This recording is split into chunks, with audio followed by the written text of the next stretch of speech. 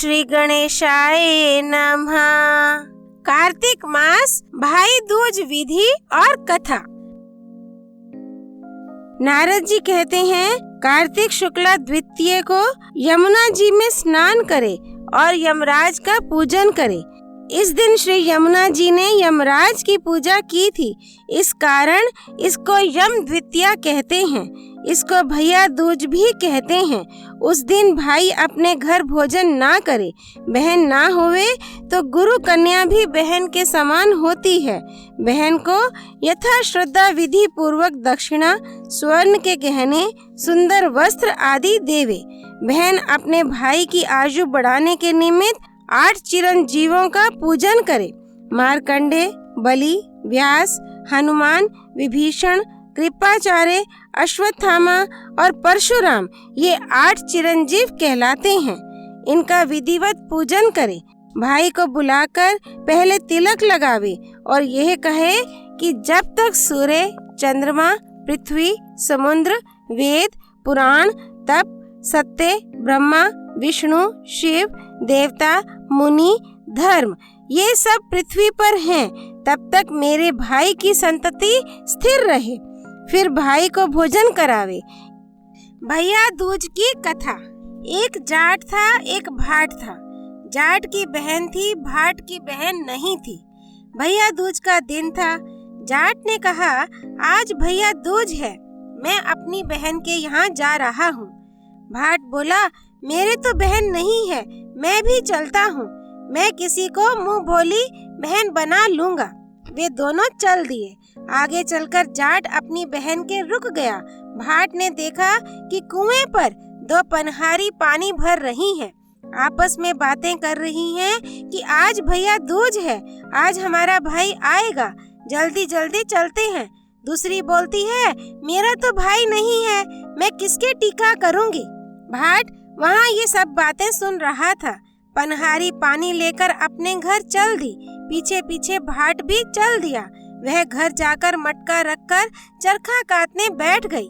जाकर भाट ने कहा, जीजी राम राम। वह जो खड़ी हुई तो चरखे का तार टूट गया, वो जुड़ा नहीं। वह भाई से कैसे मिले। वह भगवान से प्रार्थना करने लगी कि तार जुड़ जाए तो मैं भाई से मिलूं। तार जुड़ गया, वह भाई से मिल ली। पड़ोसियों से पूछने लगी कि प्यारा पावना आए तो चावल कैसे बनाए। पड़ोसन ने कहा कि तेल में चौका दो और घी में चावल चढ़ा दो, ना चौका सूखे ना चावल गले। भैया भूखा बैठा रहा। भाट मन में सोचता है कि मुंह बोली बहन है, सगी बहन होती तो अभी तक खाना खिला देती। इतने में ससुर बाहर से आता है।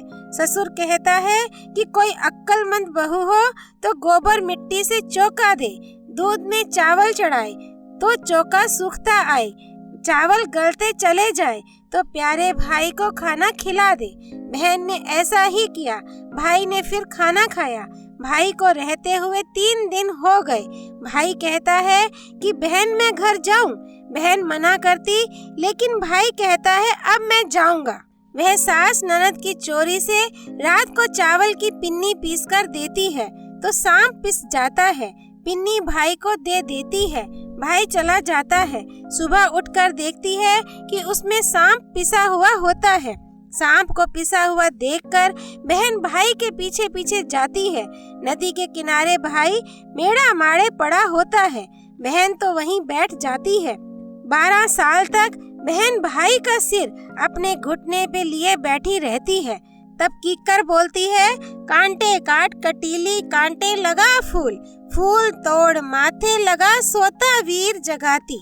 बहन कहती है कि एक बार बोल।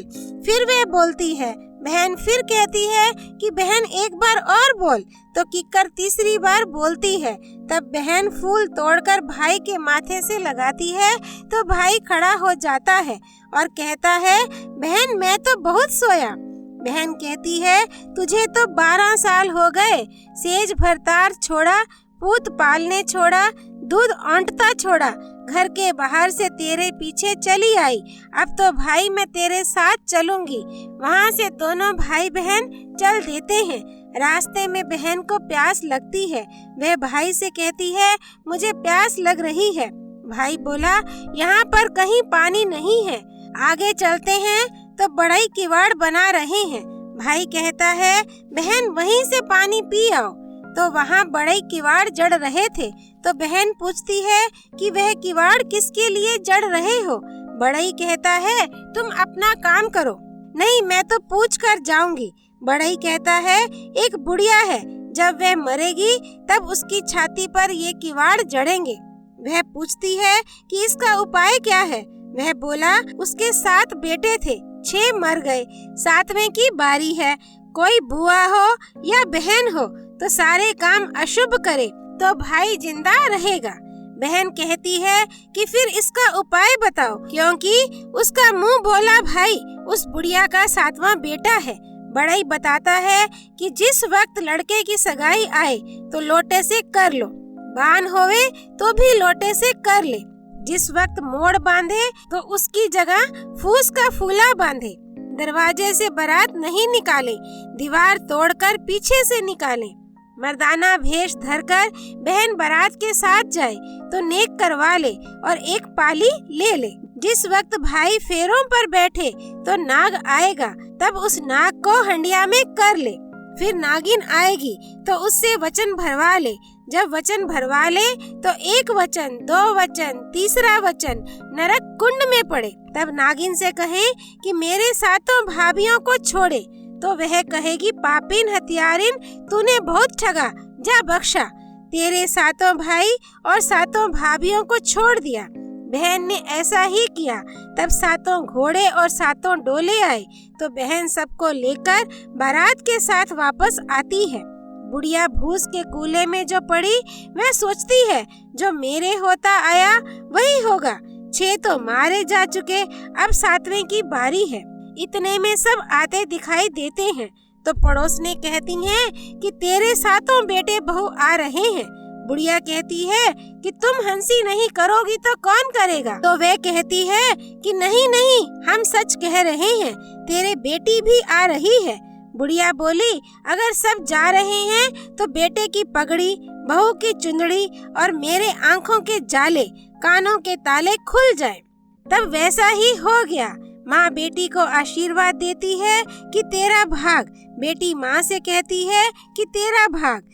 फिर वह बुढ़िया को सारी कहानी सुनाती है तो सब खुश हो जाते हैं। बहन को भाई और माँ बेटी को बहुत धन देकर विदा करते हैं। जैसे उसको कोई भाई मिला वैसे सबको मिले। भाई दूज पर्व की जय। कार्तिक मास की जय। श्री हरि अर्पणमस्तु।